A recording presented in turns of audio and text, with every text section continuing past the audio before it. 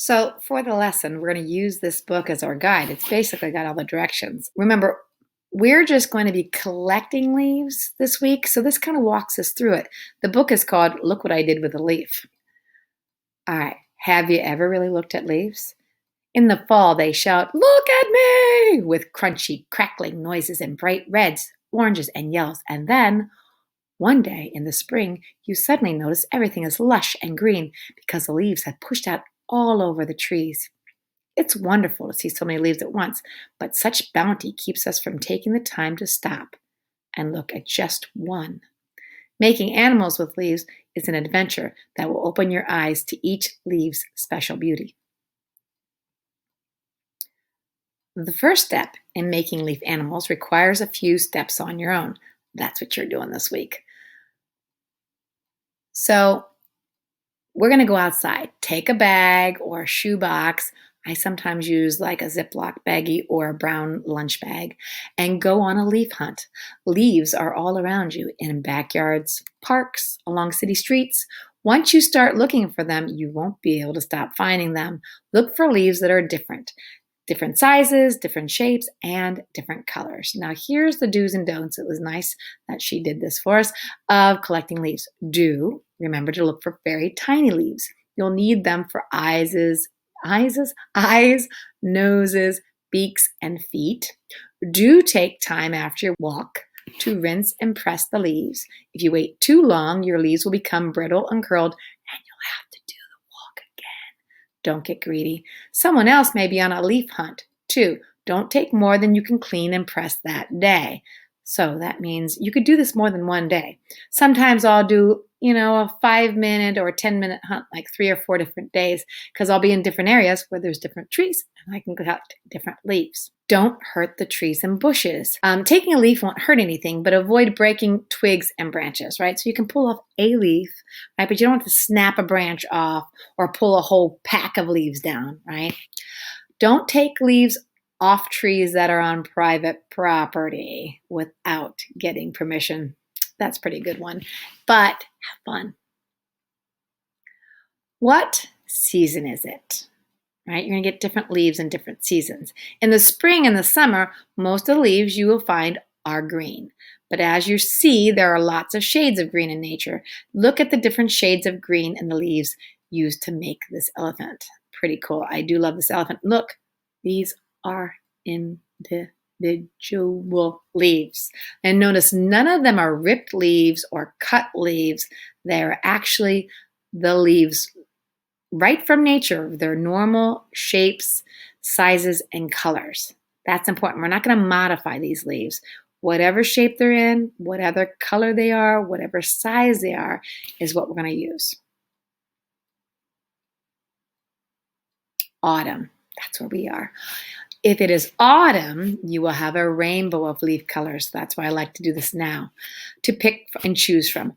Although coniferous, which means evergreen, stay green all year round, so that's like the pine leaves and that. The leaves of deciduous trees put on quite a flashy show before they fall to the ground. So they call it leaf peeping season for a reason, meaning people get out and do a little peeping, looking at leaves. So training your artist eye. I talk about this. I talked about it with our value scale, right? We have to train ourselves. By combining nature's bounty of color in new and creative combinations, you can bring your animals vividly to life.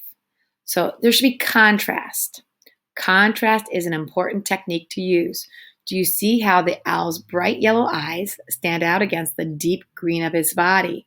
Yellow and green are contrasting colors because they are so different from each other. Also, you noticing that red? There's some emphasis there with that red. It's really popping. Find strong, contrasting colors, and you will see how nature gives us the same reds and browns and leaves as it does in animals' fur and birds' feather. Check them out. Look at the leaves. Again, you can pause this, but look how there's different leaves. This is 3 leaves to make that eye. You really want to stop and look at some of these pictures. We're not going to try to recreate these animals, but they are interesting to see the kind of leaves that were used to help make heads and noses and eyes and feet. Shape and size. Shape. As you collect your leaves, you will notice they come in all different shapes and sizes, as well as different colors. So we've got round ones, there's star-shaped ones, heart-shaped, fan-shaped, mitten-shaped, long and narrow, needle-shaped, right? We got saw edges, that's those jagged edges. You got these kind of ones that are round, but different versions of round, oval, wavy edges, pointed lobes, and rounded lobes. When you see these different shapes, think about how you can use them when you're assembling your leaf animals. But remember, we're not specifically looking for leaves to make an animal. We're just collecting leaves, and then we'll see what kind of animal we can make from them. Saw edge leaves capture the feathers and texture of the rooster's body. The lobed leaves used for this frog's feet look very realistic. They really do, especially this one. I love that one. Long, narrow leaves work well for the fox's legs. Again, interesting. Not cut, not chained. These were the exact leaves found from nature. You overlapped, yes, but not cut or changed. Size. In addition to colors and shapes of leaves you collect, you also have to consider their sizes. The large leaves used to make this cow are perfect for an animal's head and body. I love this. Look at how, though, they didn't even forget about where is the cow. It's not in the middle of a white field doing nothing. It's like walking through the grass. They even found a leaf that would work for that. A little bit of ferns, right? Smaller leaves can then be used for the animal's facial features like the nose and eyes on this mouse. All right, so you're going to go collect, and then when you get home, you got to prepare them. So here's the preparing. Preparing the leaves.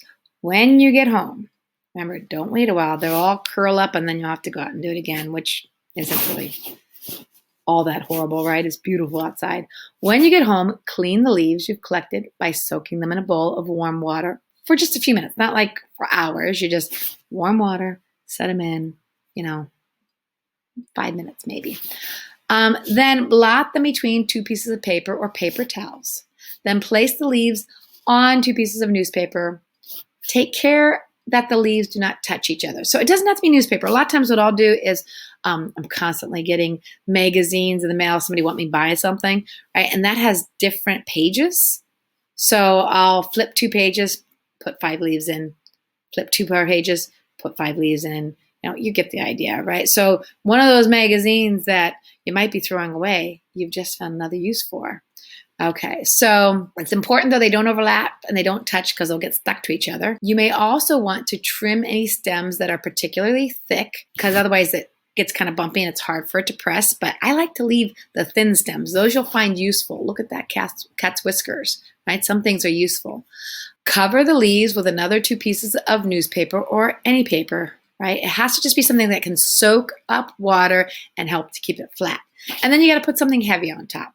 Telephone books, not many people have those anymore, but if you have one, I every now and then still get some small ones.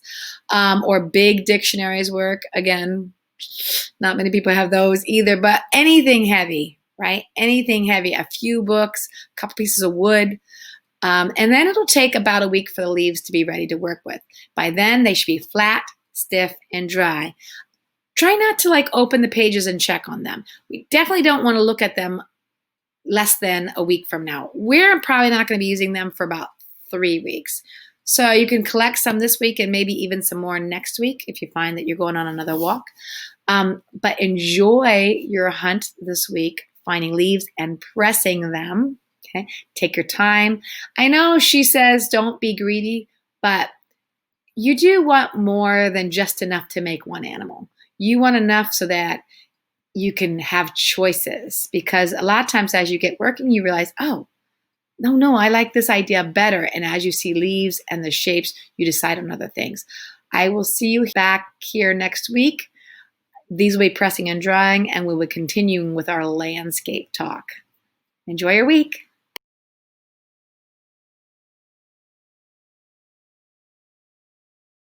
The book I used, Look What I Did with a Leaf, by Morteza E. Sohai, is awesome. I only showed parts of it, so there's much more to see if you want to get one up for yourself.